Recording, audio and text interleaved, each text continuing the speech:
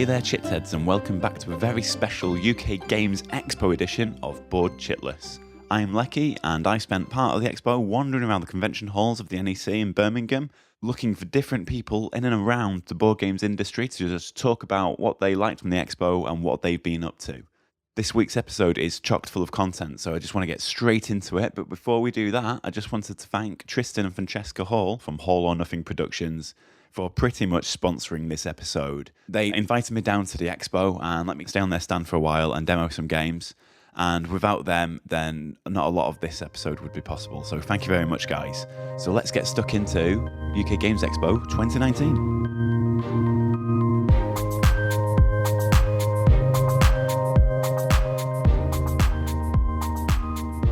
I'm on the floor at the expo here, and I'm joined by Mark McKinnon of Dream Big Games. How you doing, Mark? I'm fine, Leki. How are you? Had a good show? Great show so far. I've been working with Tristan on the Hall or Nothing production stand, and I've just been demoing non-stop all day. It's quite nice to get a little bit of downtime. How have you been? Are you just been constantly at it demoing as well? Oh, we've been rammed up there. So running 2 tables all day, just 4 in, 4 out all day. Can't beat it. When I went up there to just check on you to see if you were up for a podcast, they told me you were at the Bring and Buy. Did you manage to find any bargains in there? I don't know how anyone finds anything in there, but I did manage to find oddball aeronauts, so that's a little one, just a little small one I could take out. Nice, save a little bit of cash as well. It's not like spending all the money that you're making immediately on games. No, I don't want to. You don't want more coming out than what's going in, so. Brilliant. And you're here, you've been demoing and you've been promoting Wreck and Ruin, which is basically just landing with Kickstarter backers over the last couple of months, hasn't it? How's that been as a project? Yeah, it's great. It's taken me a while to get here. Last year we funded at Expo, so to come back next year and actually have a finished product to actually complete a Kickstarter early, never mind on time, with miniatures is pretty much unheard of, so very chuffed. That's full on, and you've been painting the miniatures as well, haven't you? I've seen on Facebook, they're looking beautiful. Yeah, I painted them and magnetised them, so it makes playing so much quicker and easier and just looks an absolute dream. Everybody has to play with that set when they go up there. Nice. I saw your tutorial online on how to magnetise the components. Where can we find that? So it's on Facebook, it's on YouTube. If you want to join one of my 7 followers on there, and you can see the video on there. I'm going to subscribe, mate. I'm already on it. Ring that bell. So in terms of Wreck and Ruin then, you did a hell of a job pretty much distributing the game yourself. Like, you got a load of pallets into your garage from the looks of it, and then you're down to the post office. Do you still have any friends in the post office now, or have you just cut the bridges entirely there? They told me I'm not allowed back for a while. I did go in to advance warn them that I was coming in, but then when I came in, they said, what are you doing with all those boxes? And then they dedicated a desk just for me. And the guy said, you better review me after this so I get my bonus. Would you recommend that to up-and-coming board games publishers, anyone that's running a sort of small to mid-range Kickstarter? Or would you say, actually, it hurt quite a lot? Would you do it again for another project, I suppose, is what I'm trying to ask? I think I had 300 backers, so it was manageable enough. Just took time. I would do it again at that scale, but definitely anything bigger, I would look to outsource. Nice, and it seems to be getting a pretty positive reception. I saw an unboxing from the We're Not Wizards podcast, and that looked pretty nice. Is it nice seeing all this positive sort of content come in and seeing people actually have the game in their hands? Yeah, it's great, and it's one of those weird things because you're kind of a bit self-destructive. You're kind of looking for stuff for what people are saying, almost looking for bad stuff, but I've not found any yet, so that's good. You kind of watch reviews with kind of eyes half shut, kind of behind the fingers, I don't want to see this. And then the end of it, they're like, we love it. And you're like, all right, phew. It's always good, especially when people aren't pointing out all the typos in the rule books and what's wrong with all the cards and the miniatures. I did manage to miscount the number of tokens that I put in. So the rule book says there's 25 and there's only 24. But apart from that, nothing else has been found. So hopefully it stays that way. If I was self-publishing a game, I'd take that. I think you've done pretty well for yourself. It's an absolutely amazing achievement to get a project like that out. I know you took it to Kickstarter a couple of times, but I think it's a real good thing that you've done there. Can we look forward to seeing anything in the same sort of universe in the future? Are you looking at any expansions or any sort of follow-ups? Definitely, yeah. So the initial game had 4 scenarios, and I always wanted it to be a scenario kind of driven game, a kind of campaign almost. I stripped that stuff back because when I was demoing, I was just doing the one kind all the time. So rather than, they weren't as well play tested, so I didn't want to just release them. But definitely I want to do community driven stuff. So there will be stuff that's free, print and play stuff, and then eventually new factions, new vehicles, new scenarios. They're all in the brain. Just need to get them out there now. Servicing that fan base that you're generating from the initial project, it's nice to see. And bringing it back to UK Games Expo then, it's the first time you've actually managed to crawl yourself out from the stand you were telling me. What is it? Have you seen anything out here that sort of turns your head, that like really turns you on as a gamer, that you thought, yeah, I'm going to probably come back with some money and buy this? I've not had a chance to look at any of the stands. I literally went from my stand to the bring it by. so it's only what's on the way there, but usually anything kind of minis driven, I'm all about the shiny. So anything with big minis I'm interested in. There's quite a few here. So yeah, I just need to get out a little bit longer. Day release. Nice. And you were telling me that you're using the proceeds from some of your games in order to fund a train ticket for one of your colleagues to get them back home because you filled the car full of merch. How's that going?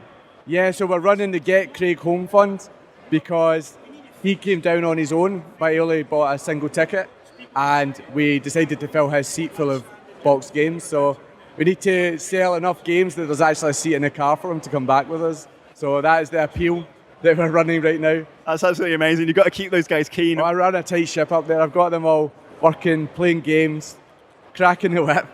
No, I let them get away and get and see what they want to see, but they come back and they're quite happy. I don't have to ask them to do anything. They're all fully involved and they're enjoying it. They've never done the expo like this before, so it's good for them as well. Well, thanks very much for joining me, Mark. It's always a pleasure to talk to somebody who's heavily invested in their own IP to the point they're bringing their own cosplay to the table. So thanks for joining me. Thanks for having me. It's nice to speak to you.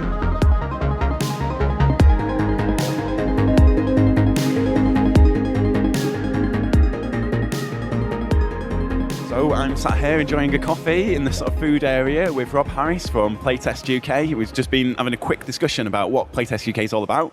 I thought let's do a little segment for Board Shitless. So how are you doing, Rob? I'm very well, thank you. Excellent. So could you just tell us what the organisation Playtest UK does and how it all got started? Right, well, Playtest UK, we're a community of games designers from up and down the country that meet together to support each other by playing each other's games, giving feedback on each other's games, helping each other to maybe get published if that's what people want. And basically enjoying playing games with each other. How's it been sort of like watching this organisation grow and grow and grow and get more people involved and more meetups appearing around the country? Yeah, I mean, the organisation started from my own need, really, for other designers to play my games with.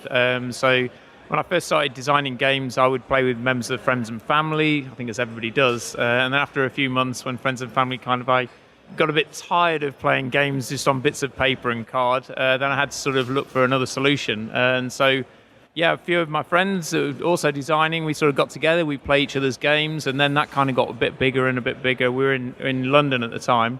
And then a few people from Cambridge said, oh, hey, we'd quite like to set up something like this ourselves. So then we supported the Cambridge group to start. That got bigger and bigger, and then we ran events at UK Games Expo and at Dragon Meet. And then people from all around the country were saying, oh, this is fantastic. We're really enjoying playing our games with playtesters, getting feedback, improving our games.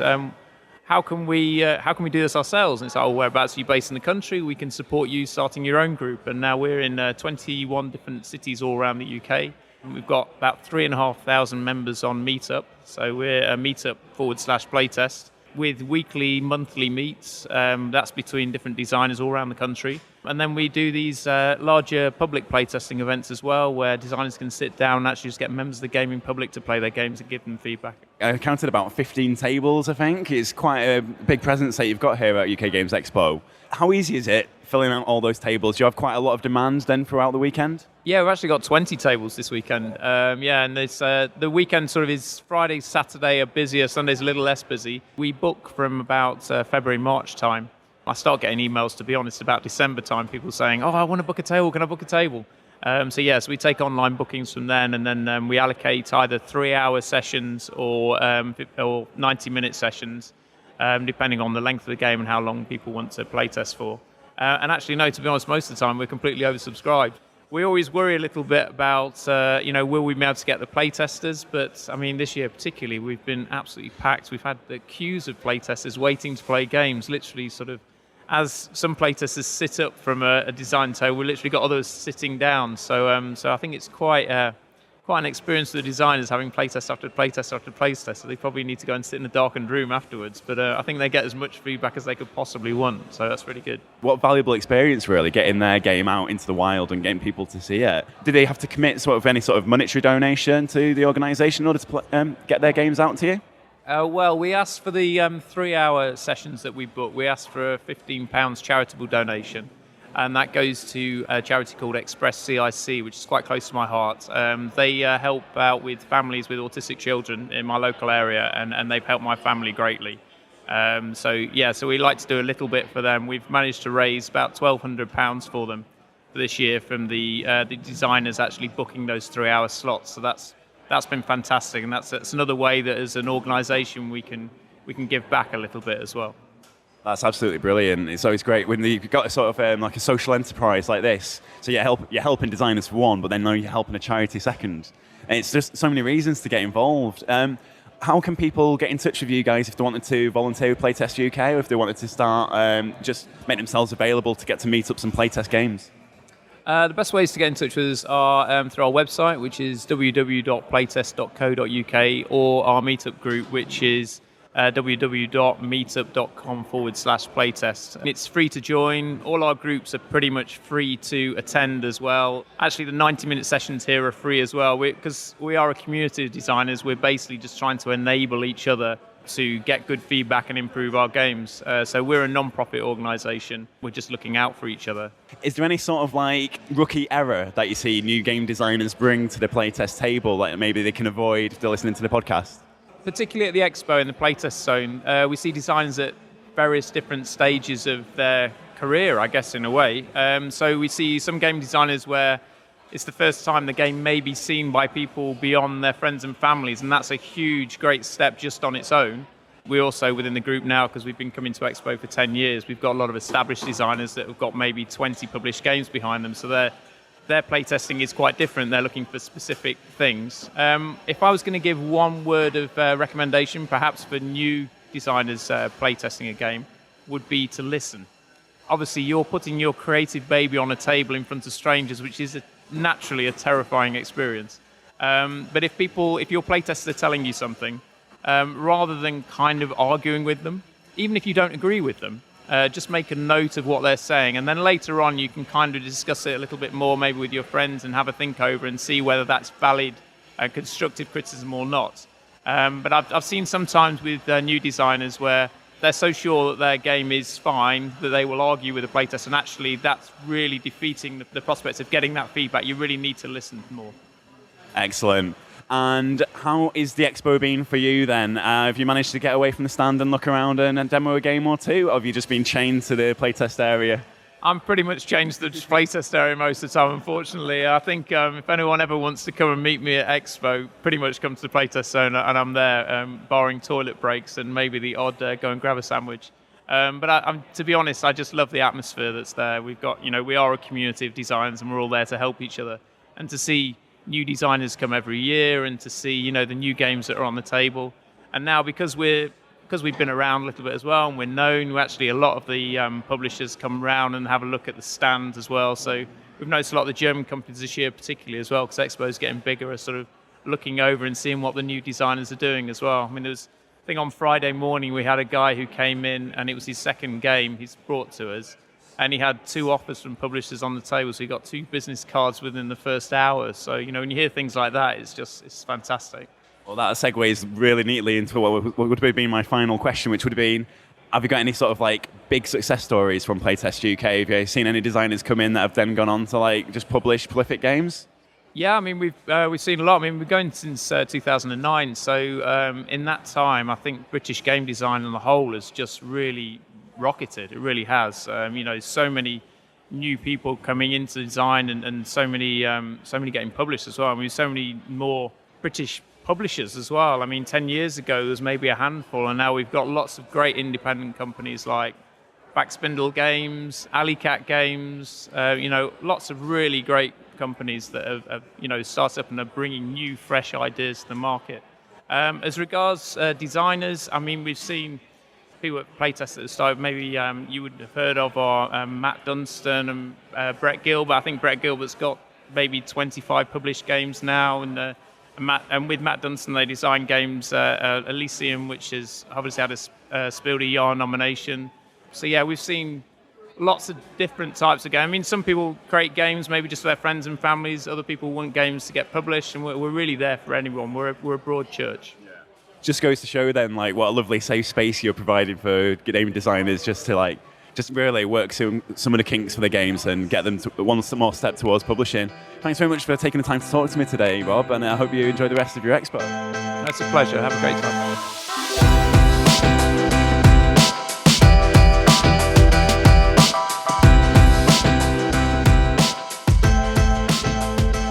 Sat at the Backspindle Games stall with David Brashaw. How are you doing, David? Not too bad, thank you. Have you been enjoying the weekend as a games publisher?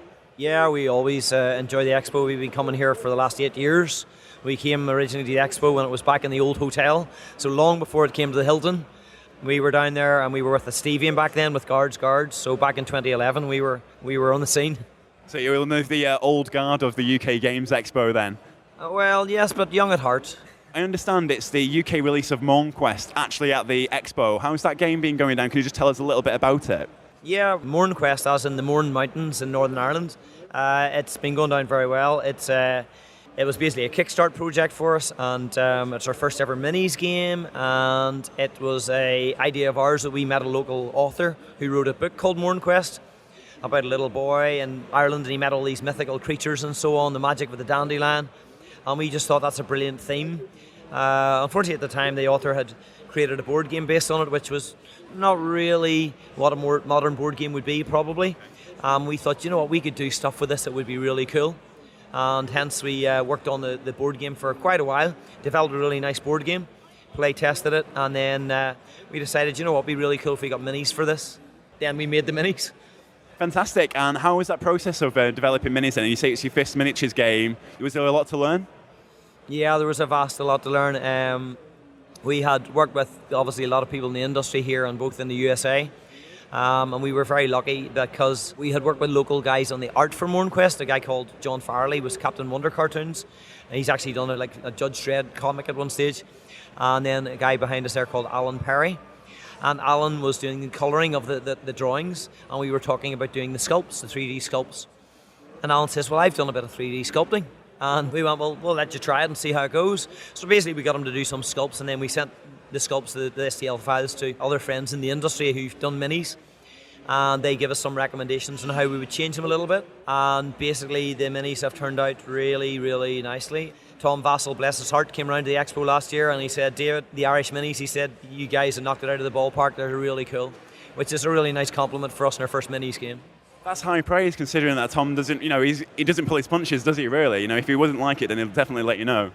Oh yeah, Tom is very straight. He'll tell you if he doesn't like it, he'll tell you what he likes about it. And I appreciate that working in the industry, because we need to know, what do gamers want? And not all gamers want the same thing. And we do know that a small percentage of them will want really nice minis, but a big percentage of them, first and foremost, like ourselves, will want a really good game. What was the public response like when you started showing them off on Kickstarter and when they've seen them in real life now at the Games Expo? Yeah, well, Kickstarter's been good. I mean, all the feedback, the comments has been really, really good. Showing it off at the expo, people have come around, they've seen stuff on Twitter, social media, they've come around just to see the game. They sat down. We don't let them play the game because it really takes probably 2 hours. It's a good evening's entertainment. But everybody who sat down loves the minis, coos over the board, likes the mechanics. It's very different. We try not to design games that are like anybody else's games. We try to be imaginative from day one. We try to have more than one thing going on in the game. And Mornquest certainly has that. But it also has the ramp-up factor, which the book had. In other words, it starts easy and then builds up. Yeah, I was being shown the game before, and the actual board the board has mechanics, which is really interesting to see, beyond just like reveal a tile. Where this sort of inspiration for that come from? Is that in the book, or is that something that you added for the game? Well, it sort of probably came a little bit of what Gary did originally in his board game. He had done a board game which was pretty much a square board game. He had circles in it with creatures in it, and basically you did like circles of creatures till you defeated the creatures. So the ideas of circles was probably always there. And then we thought, how can we encompass the creatures into a board that would work like that? And we came up with the idea of a Celtic style cross for the board game. And then the creatures moved out from the board into the curves of the cross. And then we thought, how do we do the movement thing? Because we don't want to be moving around the creatures. We want to have a bit where people have to do something. In the book, the evil Shimnivore is controlling the creatures. So you got to release them. So we thought, well, we need a mechanic to release the creatures, but we'll make the players work for it. So we have them running around the board in the Mourne Mountains on the pass, finding charms of blackthorn, granite, gold and flax, and they have to put them on the disc for the creatures before the moon turns around and the creatures get released, because the creatures unfortunately are acting for the Shimnivore until they're released, and they will come and hunt you down with their special abilities, and it's kind of nasty. So you got to, in your best interest, get rid of the creatures, let them be happy, and defeat the evil Shimnivore. It looks like it's got a very steep sort of complexity curve on it, in terms of you start the game, it works quite slowly, and then as you progress, it sort of ramps up. So it's very nice to see. I do enjoy a game myself where it's quite difficult to get that actual winning state. I know I'm going to have fun with it. In terms of the expo itself, have you been able to explore a bit? Have you seen any games that you like the look of? Well, being a publisher, you spend a lot of time in meetings, and you spend a lot of time with making sure your booth's running properly, and then, meeting the customers at your booth, helping the team out, keeping everything right.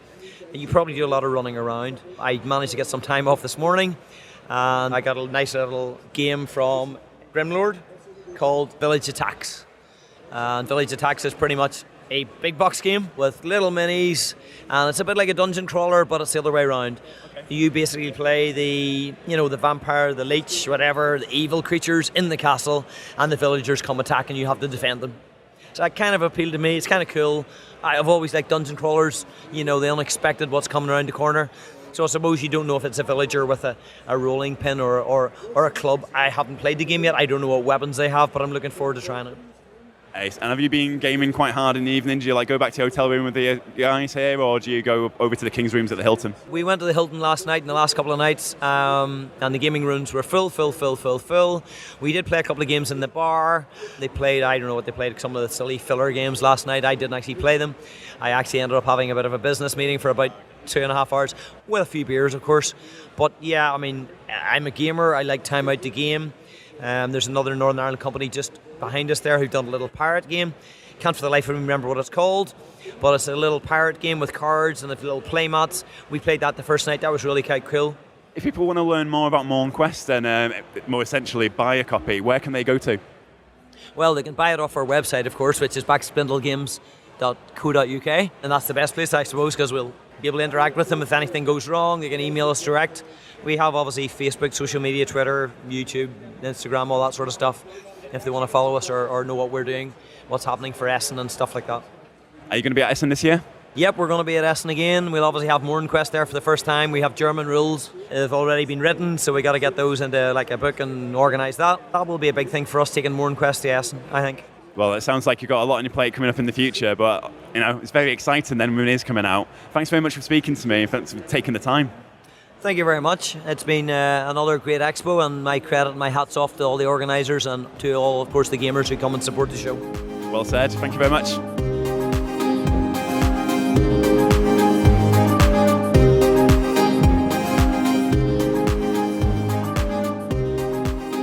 So I'm on the Hall and Up in production stand with Ross Connell from More Games, please. How are you doing, Ross? I'm doing great. I'm pretty tired, but it's been an amazing expo so far. It's been an emotional journey, hasn't it, really? It's like 3 long days for you. And have you still got Haribo, or did you run out of Haribo about 10 minutes in? I think I ran out of Haribo on the train journey here and then crashed immediately after. Amazing. That's always a strong start to any sort of public engagement. So could you tell us a little bit about More Games, please, and what you've been doing with that? It's like an artwork blog for board games? Yeah, so I 2 years ago, just after the UK Games Expo, I launched a website called More Games, Please, which is, the idea behind it is to interview illustrators, graphic designers, and the creatives behind board game illustrations. The idea is just because you hear a lot about the design, you hear a lot about opinions of the game mechanics and the gameplay, but you often have no clue who the illustrators are and don't know anything about them. So it's interviewing them to find out their backstories, their experiences when working in industry, the kind of things that inspire them, and a bit about their lives. Yeah, designers, I suppose, of games tend to take centre stage, especially when it comes to Kickstarter campaigns and stuff. And I suppose the illustrators and the artworkers, even though if they might be employed, do sort of take a back seat and can be overlooked. I think it's a great idea, and I find it's a really interesting website just to look through. And it's sort of become a bit of a living archive now of artwork through the sort of years. Yeah, so there's over 60 interviews on there now. And I think what's nice about it is you can just treat it like a visual gallery if you want. You don't necessarily have to read the words. If you just want to see sketches and prototypes and behind-the-scenes stuff, you can check that out. It's interesting from a couple of different angles. It's interesting if you're an illustrator and an artist and you want to see actually how the person develops their work. There's stuff that shows you that. Or if you just want to see, a little bit more of what goes into creating board game art just from a curiosity perspective, it does that as well. Ace, and you've been doing a bit of photography for board games. Have you been doing that on a freelance basis, or is that like a passion project? Yeah, so it started, much like my interviews, as a passion project. But then last year, I started getting contacted by publishers to take freelance photography for them. And it's just kind of gone from there. So this year, I've been taking more and more photographs. And it's kind of like a combination of product photography that might be used on a site or on a sell sheet, or things that are more lifestyle orientated that would be used for social media or Kickstarter pages, that kind of thing. Fantastic. Now, looking at the expo over the weekend, has there been any sort of new games with lovely, gorgeous artwork that you've just sort of been drooling over? It's really difficult because you see so much here, it's often hard to kind of register and log it in. For me, personally, it's actually a game I've already bought. Vincent Dutray's got a game that he did the illustration for called Museum. And basically anything he touches I consider gold, so that's great. There's a Taiwanese company that was in the middle of the hole, but for the life of me I can't remember their name and how to say it properly, so I'm not going to do that. But they had a game that's called Raid on Teiko or Teiku or something along those lines. Again, I can't remember the name properly, so I don't want to garble it.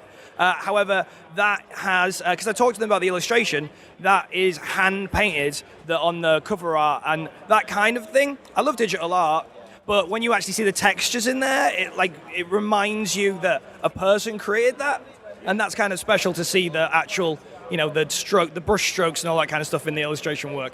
Yeah, it's nice to see real-life artwork that's then been scanned and resized and repurposed rather than just something that's built in Illustrator or something like that. Well done, everyone.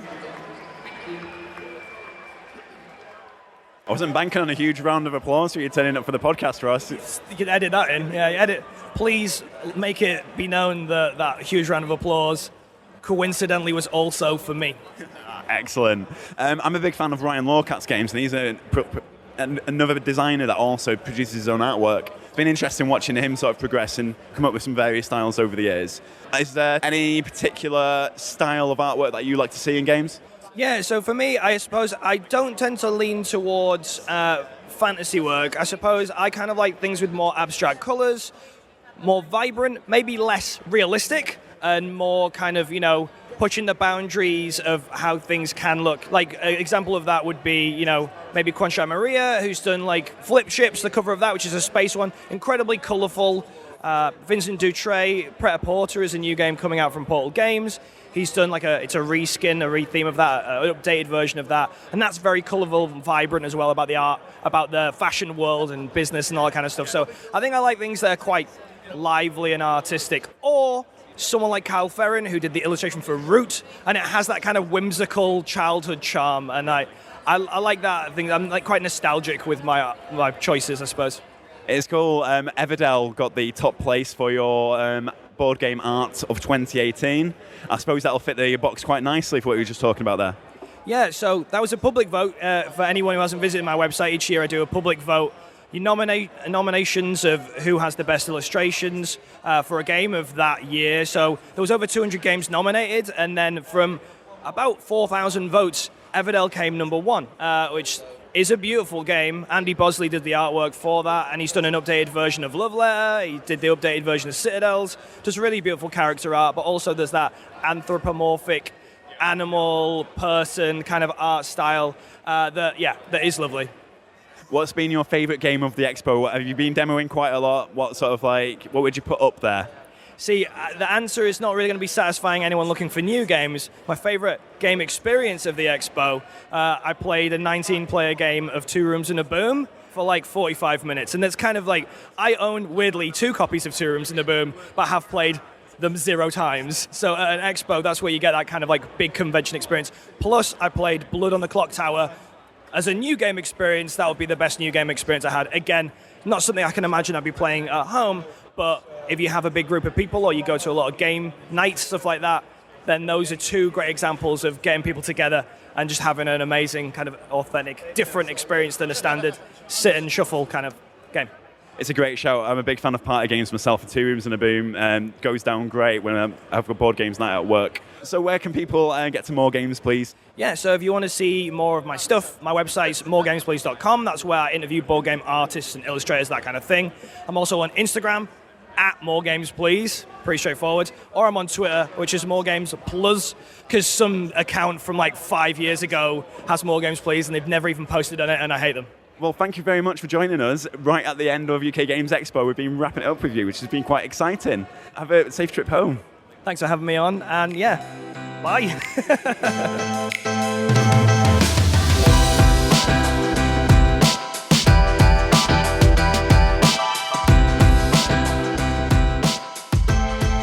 It's been a day or 2. The dust has settled from UK Games Expo. I've had plenty of sleep. I've managed to have a few strepsils and hydrate myself. I'm joined by Paul Grogan of Gaming Rules fame. How are you doing there, Paul?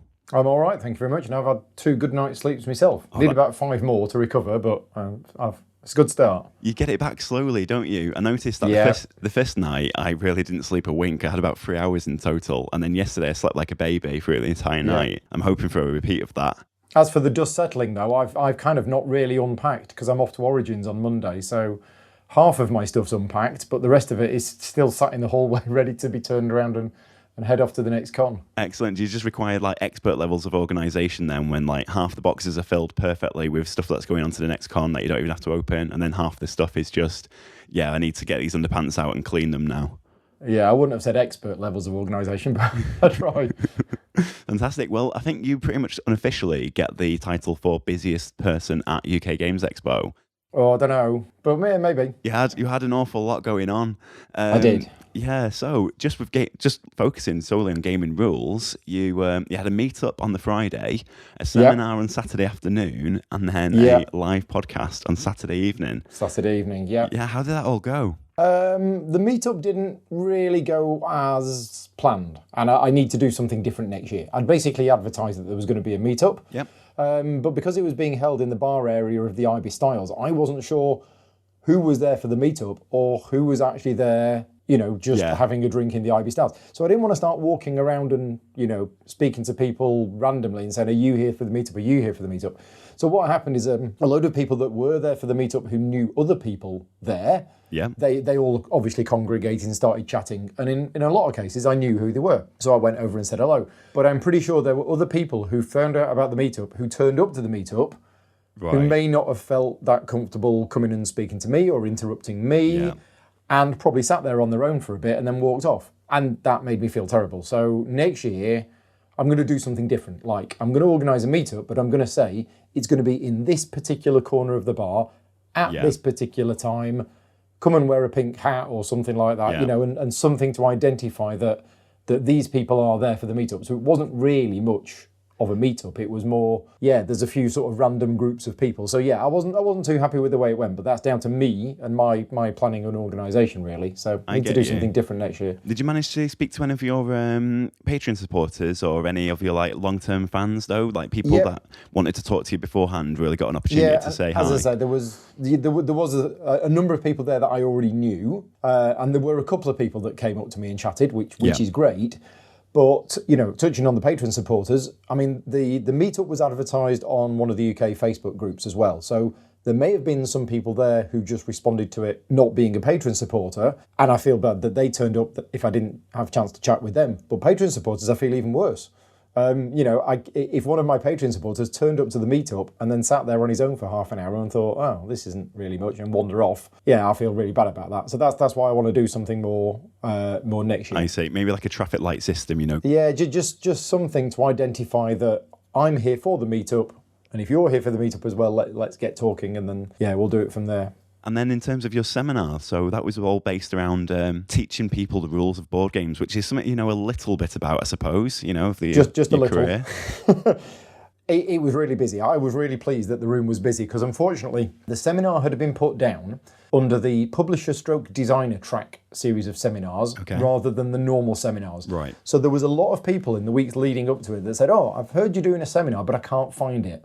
Because if you go to the UK Games Expo website and list of the seminars, it wasn't on there.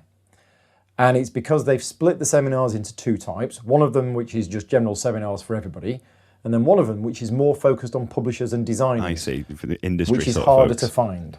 And I was in that one. So that was a bit disappointing. It was too late to get it changed. And the other thing as well is it wasn't actually that clear on the website where the seminars were being held. And a few people contacted me afterwards and said, I really wanted to come to this, went to the website, found it, but didn't know where it was being held. So, you know, that's kind of out of my control. Saying that, there was a lot of people in there. I don't know how full the room was, and I'm going to hazard a guess that there was probably about 80 people in there, maybe. That sounds like a really strong number. Yeah, a lot more than I was expecting. Now, bearing in mind, I'd had an awful night the night before. I'd had about 1 hour sleep, not through choice. I wasn't staying up drinking and playing games all night. No, I had certain sleep-related issues that crept in. I mean, I was completely run down, completely exhausted, feeling awful. I didn't think the seminar went as well as it could have done. I stumbled a couple of times, but the amount of messages I've had afterwards from people saying that was really good and they found it really useful. It's clear that I do know what I'm talking about, and even if I don't think I gave it the best delivery, what I said was of value to a lot of people. So that was really rewarding to do that. That's great. Just impart a little bit of knowledge, and that's really what those seminars are for as well. For me, speaking personally, I can't teach games for toffee. So I was demoing some of Tristan Hall's games over the weekend, and I really put myself out there to make sure I know most of the rules inside out, and I know what I'm doing, and I felt quite confident about that. So I think these sorts of seminars are what people, they might need just to help them get over that sort of confidence barrier, especially if they're not playing games in groups that often. It's great to have that resource there, Paul. Was the seminar recorded at all? I know a lot of things were being live streamed. Yep. A guy said at the start, do you want this recorded? I said yes. That was it. I've not heard anything more since. Fantastic. So I assume at some point somebody's going to drop me an email and just say, here's the video output from it. Cool. Do what you want with it, and I'll stick it up on my channel. So you can see a bedraggled looking me struggling to stay awake and trying to trying to talk about things. Remember what his name is. Where do you normally post stuff like that? So we know that you do, a decent amount of content. You're a rules editor, basically. That's your bread and butter. You also create rules videos. You create video overviews, playthroughs, and a couple of podcasts as well. So where do people ingest all this content? It'll be all on my YouTube channel. So Gaming Rules Videos is the YouTube channel, and everything I put will be on there. I will do a social media post about it on Facebook and Twitter, but unless you happen to be looking at it in that particular minute, you'll miss it. So I use my Board Game Geek Guild number 2258. I post stuff on there because that's a bit more permanent. And people can go to the guild and go, oh, there it is. I'll put it on the YouTube channel. Sounds good. So then, moving on from one convention to another, in May you did a charity gaming day under the GridCon banner, and it looks like that's now becoming a 3-day event in November. Could you just explain to us what GridCon is? So GridCon it stands for Gaming Rules in Devon, because I'm Gaming Rules. I'm in Devon. Excellent. So there we go. I've been hosting. It was originally called Paul's Post Essen Games Weekend. Okay. And it started in 1999, a month after I got back from Essen. For the first time I went, and basically it was an opportunity to play through all of the games that I'd picked up at Essen. And that's continued over the last 20 years. It's got bigger and bigger, and as I've moved house, I've invited more and more people. And it got to a point probably 3 or 4 years ago where I basically could invite and wanted to invite more people than I actually could. I see. Because once you start working in the industry and you start networking and getting in contact with people, I already had enough friends that came round to it, but suddenly I now want to invite some designers that I know, or publisher friends, or this, that and the other. So it outgrew itself at least 3 or 4 years ago, and I've had to basically been limiting the invites. So this year, I've decided to turn it into an actual convention. I've booked a venue, and there's actually 3 events in a year. So the Charity Games Day was the first weekend in May. That's going to continue. It's going to be a 1-day event raising money for charity. And then there are going to be 2 GridCons, one in the summer, one in November. So I've got an event happening in 5 weeks' time, in fact, probably 4 weeks' time. and then another one in November. Now, what's confusing is that the hotel that I've chosen to run these events in was not free, that it was not available this July at the dates that I wanted it, or one on either side. Because I was prepared to be a little bit flexible, but they weren't free any of those 3 weeks. So I've actually booked a different venue for this summer's GridCon. And a couple of people have advised me from a marketing point of view not to call it GridCon, because otherwise people are going to turn up and think, oh, is this what GridCon's going to be like? It's basically, it's in a community centre, which is great. It's a great venue. It's the one I use for the Charity Games Day, but there's no accommodation on site because it's a community centre. And they said, if you advertise this as GridCon and people come to it and then go, oh, that wasn't very good. You'll get no one rocking up to November. Is that exactly? So I've called it Ting, which is this is not GridCon, and it's actually caused more confusion. GridCon is the umbrella name for all of the events. There's the Charity Games Day. This summer is Ting. This November is GridCon. But moving forward, it will be GridCon Summer and GridCon Winter and the Charity Games Day. I see. So yeah, it's all very confusing. But basically, yeah, it's a new UK convention. Only a small one. It's like 150 people just playing games. It's nothing, there's no exhibitors or anything like that. I see. But there's plenty of conventions like that go on around the country. And I go to a lot of them and they're all really good. So I thought, I'll do my own. Well, being in Devon as well, is the niche basically that you're a lot closer than Birmingham or Manchester or London? It's more for a localised, people in Devon can get together and game rather than having to travel quite far? Or is it more that, it's near to you, so why not make everyone else travel for once? It's near to me. I mean, the community centre where I'm hosting Ting is round the corner from my house. I walk to it. That's nice and convenient. Yeah, the GridCon's going to be in Tiverton, so it's a little bit of a drive for me. It's about 20 minutes drive. But Cullompton is a small town. There wasn't a proper venue that we could find. I mean, the community centre's great, and we got 130 people in for the Charity Games Day, and we could have got 150, 160. The problem is the community centre was built with money from the church, and the church have it every Sunday. Right. At which point, and because there's no accommodation on site, at which point I thought, right, that's not going to be the best venue for me. So that's where I started looking around at a hotel. And there was one in Cullompton, but negotiations with them fell through. So we found the one in Tiverton. And yeah, we'll see. We'll see how it goes. I mean, a lot of people have said, oh, it'll start small and then it'll grow. I kind of don't want it to grow. Yeah. I'm not in it to turn this into a handycon or an aircon and make, and make it this massive thing. I just want to run my own convention because I've kind of been, as I say, I've been hosting 30 people at my house for 4 days, twice a year for the last 10 years. So it's about time we grew it bigger than that. That's fair enough. And it's like trying to get that many people into your house as well. It can cause some serious problems, both structurally and, with your infrastructure. So I think you've been quite sensible. It's when 25 people turn up from the pizza shop and go, right, we all need plates, we all need knives, and I'm like, oh. Yeah. So yeah, the logistics of having that many people in the house, nice. It got a bit much. But yeah, that's that. It's exciting, but it's also a bit nerve-wracking because I've only sold about 50 tickets for the summer event. I see. And people have said, oh, don't worry about it, numbers will pick up in the last couple of weeks. And I'm like, well, I don't know whether they will or not. So yeah, I'm a little bit nervous about it, and we'll see what happens. Only time can tell. Can people buy tickets on the door, or is it more of a buy online? Well, it's supposed to be online because I've only got space for 150 people. So I've said that you need a ticket. Okay. But if it gets to the day itself and you go online and there's still a ticket available, that means we've got space. But if it says sold out, then I can't really have anybody turning up on the day without a ticket because I won't have anywhere for them to go. We're not at the capacity of the building because, of course, buildings can have rooms, when you lay the chairs out in theatre style. But about 150, 160 people is probably about the capacity with regards to, tables and chairs. It sounds like it should be 2 really good events, really. You mentioned the Charity Gaming Day. What were you fundraising for? Yeah, so I've been made aware of the Chrysalis Youth Empowerment Network a couple of years ago, and basically everything that I've been doing regarding fundraising has been for them. Yeah. So the network is basically, it's kids in Africa, and it's empowering them to be better people and to become leaders and be able to, teach other people and do lots and lots of good things. They have a board game aspect to it where they play board games, they learn board games, and they teach lots of board games, and they do their own little convention and everything else. So there's definitely a board gaming angle to it. Yeah. When I heard this initially, I was like, okay, so a group of kids in Africa probably playing chess or Monopoly or whatever. Then I saw some photos. They were playing medium to heavy Euro games. They were getting really involved then in the yeah. the dark And side of the hobby. I was like, oh, okay, wow, you know. And I saw one photo, and they were playing Madeira, which is, you know, really heavy game, one of my favourite games. Yeah. And they were playing it, and they said, oh yeah, they played it, they've learnt it, and now Joseph, who's 16, he's now teaching it to all the other kids, and I was like, what? So I was suitably impressed, and you know, giving money to charity and doing things for charity makes me feel good. So it's purely selfish reasons. Gaming Rules donates some money to the charity every year. I do a charity raffle in November where the money will go to them. I did the Charity Games Day where the money will go to them.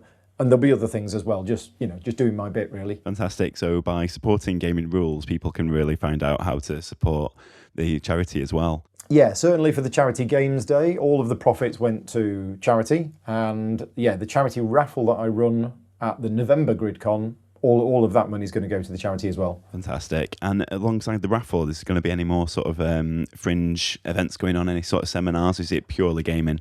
Yeah, I mean, no seminars, because it's 2 rooms in a hotel with people playing games. Impromptu seminar, you could just start shouting. Well, I could do. I kind of made a point.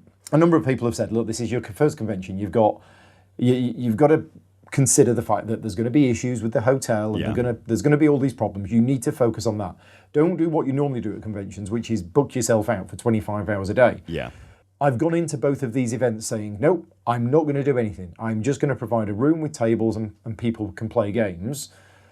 But I like organising tournaments. I like organising things like that. So whilst I won't be organising like seminars, because as I say, we don't really have a room, I am thinking of doing a couple of little tournaments, especially if I can get one of my friends to help run it. I like tournaments being run at conventions, especially ones where, you know, it's a 2-player game and a game takes like 20 or 30 minutes. So something like War Chest or Keyforge or something like that. It's taking 3 or 4 hours of people's time at the most, and they get to take part in a tournament. I'll get some prize support from the publisher.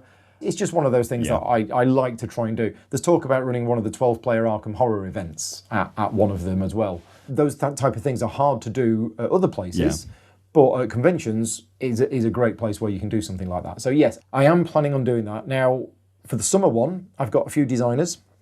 Frank West is coming down from City of Games. Oh, cool. Ian Schofield's coming down, who designed Ravage. He's relatively local.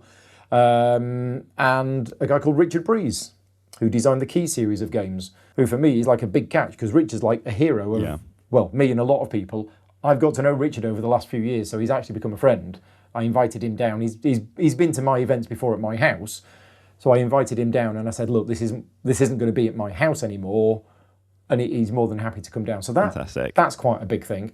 The November one, I don't want to announce that I've got Vitor Lacerda appearing there. Okay. But, so I won't say that. You'll just casually, just leave it out on the table. But I'll casually just drop that in, that the November one might have Vitor Lacerda at it. Because I was talking to him, again, somebody else who's a massive hero of mine, who's over the last few years has become a client and a friend. He said, oh yeah, I've wanted to go to a convention in the UK, so if you're starting your own, I'll come to yours to support you. And I'm like, mine's a hotel with people playing games. It's not going to be, If you're going to go to a UK convention, you need to go to UK Games Expo or HandyCon or AirCon or, one of the big ones and see that. And he said, no, that's fine. I said, you do realise it'll be in Devon in November, because his wife's probably going to come across with him and probably going to go for the day out somewhere. And I'm like, it's going to be cold and wet and miserable, and it's going to be dark at 5 o'clock. You'll see two people though; it'll be fine. Yeah, that's true. It's going to be interesting seeing about 150 people trying to play the same game with the same person on the same table. How are you that might be tricky. Yeah. You might need some sort of number and queuing system. We'll need a number queuing system, or people will literally just take it in turns. Right, so on this turn, Brian, it's your go. What are you going to do? Fantastic. Brian takes his turn, disappears off. Vittel takes his turn, and then Mary comes up and goes, look, Mary, it's your go. What are you going to do? Like when people play 16 different games at once, the chess masters you see in like New York. Yeah. That'd be quite interesting. Yeah, well, we'll work something out. It sounds like an awful lot of fun. Before I let you go, Paul, as it's a UK Games Expo sort of roundup special for Board Chitless, I will ask you, did you see any games in the halls when you had 2 minutes running from the toilet back to the Czech Games Edition stand and the seminar rooms? Was there anything that you liked the look of that you hadn't seen before? That I hadn't seen before, no. I mean, yeah, you're right. It was literally a few minutes here and there running around between the toilet and the booth. So I didn't get a chance to actually see the halls much. I was aware of some new games that were coming out, a number of which were on my radar beforehand. So Star Wars Outer Rim is on my radar. Yep. I now have a copy. I'm playing it this Friday. I've not even opened the box yet, but I'm quite excited about it because I like the theme, not just because it's Star Wars, but because it's like mercenaries and smugglers and things like that. It's a really nice sort of like idea to have around the Star Wars universe, especially when it sort of shifts away from Jedis a bit as well. Yeah, so I'm looking forward to that. And there's a few other ones as well. Foothills, Tony Boydell's Snowdonia 2-player experience. I didn't manage to get a copy. They only had 60 of them. Okay. But that was something that, that's my kind of game. But it was really nice to see that there were 87 new games released at Expo. Yes. Now, when I got told that, I didn't believe that, but then somebody showed me the list. I remember 5 years ago, one UK publisher probably released one game at Expo, and that was it. Yeah. And now we've got UK Games Expo is kind of on the map as a release date. Not as big as Gen Con, not as big as Essen, but 87 games were released there. And that was quite impressive. People were really planning around it. I know David Brashaw at Backspindle Games, he released Morn Quest, so it kickstarted, but it was the big UK reveal. And that was very exciting. Yeah. Well, thank you very much for joining us today, Paul. It's really That's appreciate you taking the time. No, thank you for having me on the show. Not a problem, anytime, and best of luck with GridCon. Thank you very much.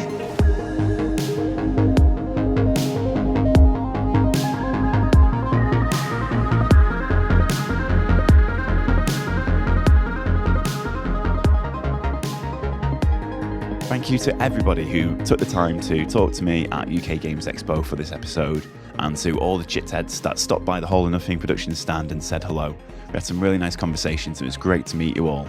If you had a great time at UK Games Expo or saw any games that you really want to shout about, remember you can talk to us on the Facebook Board Chitless group. So just head over to Facebook and you can seek us out there, leave a comment and post some photos. We'd really like to hear about the time that you had at UK Games Expo this year. Please head to iTunes and subscribe if you don't already, if you're a new listener, and leave us a lovely review and a rating, or even an average review and a rating. It really helps us to spread the word. We really want to increase the amount of chitheads around the world, and it's only you that can help us to do that. Thank you very much for listening. We'll be back soon with more interviews and session reports for you. Until then, goodbye.